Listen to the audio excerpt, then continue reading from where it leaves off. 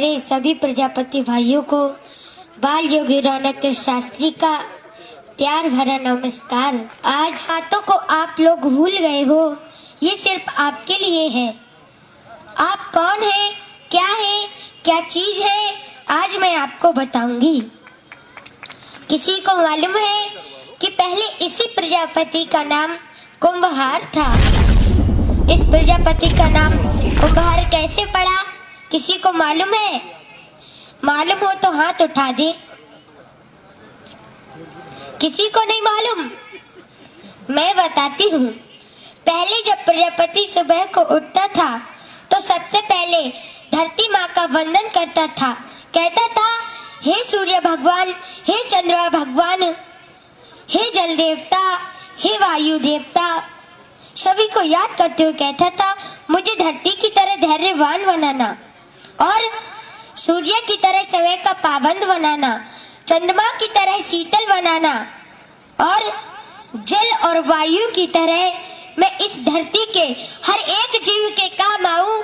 मुझे ऐसा वरदान दो, मैं सबकी प्यास बुझाऊं, मैं सबके काम आऊं। हे ईश्वर, मुझे ऐसा बनाना। पहले तो ये मांगता था, पहले ये प्रार्थना करता था, और जब भगवान ने इसे इस लायक बना दिया तो इसकी सबसे पहली गलती, भगवान का ध्यान ही नहीं रहा है।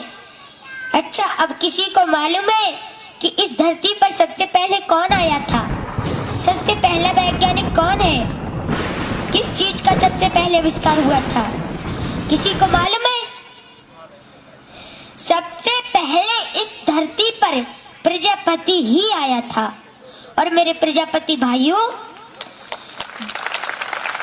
वही सबसे पहला वैज्ञानिक है जिसने किस चीज का आविष्कार किया? जिसने कुंभ का आविष्कार किया था, जिसे हम सब लोग घड़ा कहते हैं। कहीं कहीं पर इसे गगरी भी कहा जाता है, अलग अलग नामों से पुकारा जाता है। लेकिन जब पहली बार बना था तो इसका नाम कुंभ पड़ा था। हरिद्वार से 6 किलोमीटर दक्षिण की ओर जो कभी राजा दक्ष की राजधानी का नगर था, जो आज भी गलखंड के नाम से जाना जाता है, जहां कुंभ पर्वी पड़ती है, ये भी कुंभ से ही शुरू हुई थी। और गलखंड के रहने वाले एक प्रजापति को भगवान विष्णु ने अपना चक्र दिया था, जिसका उसने अपना चाक बनाया था। और भगवान शंकर ने अपना त्रिशूल, अपनी पिंडी दी थी। पिंडी पर उस चक्र को रखा था और त्रिशूल से उसे घुमाया था। और मेरे प्रजापति भाइयों, भगवान ब्रह्मा ने अपनी जनेऊ और अपना जल का भरा कमंडल दिया। कमंडल में जो जल था उससे मिट्टी को गीला किया और उस जनेऊ से कुंभ को काटा था। भगवान विष्णु ने उस प्रजापति से कहा, जाओ तुम अपना काम शुरू करो। तो उसने पहले ही बार में इतना सुंदर कुंभ बनाया, इतना सुंदर घड़ा बनाया कि भगवान उसे देख कर के खुश हो गए। भगवान बोले, तुमने इसे कैसे बनाया? तो उस प्रजापति ने क्या कहा? उसने कहा, प्रभु, जैसे आपने मुझे 5 तत्वों से मिलाकर बनाया है, वैसे ही मैंने इस कुंभ को 5 तत्वों से मिलाकर बनाया है। कैसे? जल, वायु, अग्नि, आकाश और धरती। मैंने धरती से मिट्टी ली और जल से उसे गीला किया और आकाश वायु से इसे सुखाया था और अग्नि से इसे पकाया था। भगवान इतने खुश हुए कि उन्होंने एक सुंदर सा हार अपने हाथ में लिया और उसको बाहर के डाल दिया।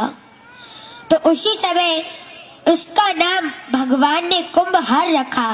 कुंभ का नाम पहले और हार का बाद में, दोनों शब्दों को जोड़ दिया तो हो गया कुंभहार। और उसी वक्त भगवान ने उसे ये वरदान दिया कि चाहे कोई भी पूजा हो, हर काम में तुम्हारी कुंभ की हर किसी को आवश्यकता पड़ेगी। तुम्हारी पूजा के बगैर कोई पूजा संपूर्ण नहीं होगी। तुम्हारी इस कुंभ का जल पी करके लोग अपनी सांसें लेंगे। और तुम्हारे कुंभ के बगैर कोई भी पूजा संपूर्ण नहीं होगी। अब चाहे वो मृत्यु हो या जन्म हो, शादी हो या सजा हो। और मेरे प्रजापति भाइयों, ये सच बात है, तुम जिस विवाह में नहीं जाओगे तो इसका विवाह तुम्हारे कलश, तुम्हारी पूजा के बिना कभी पूर्ण नहीं होगा।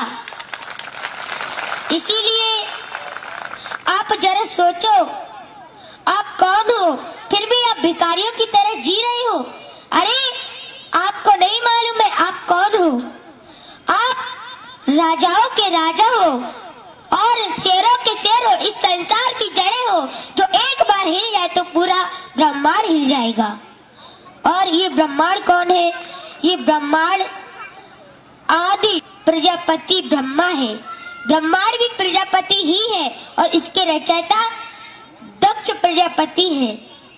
ये भी प्रजापति है, यानी कि ब्रह्मांड भी प्रजापति है और उसका रचयिता भी प्रजापति।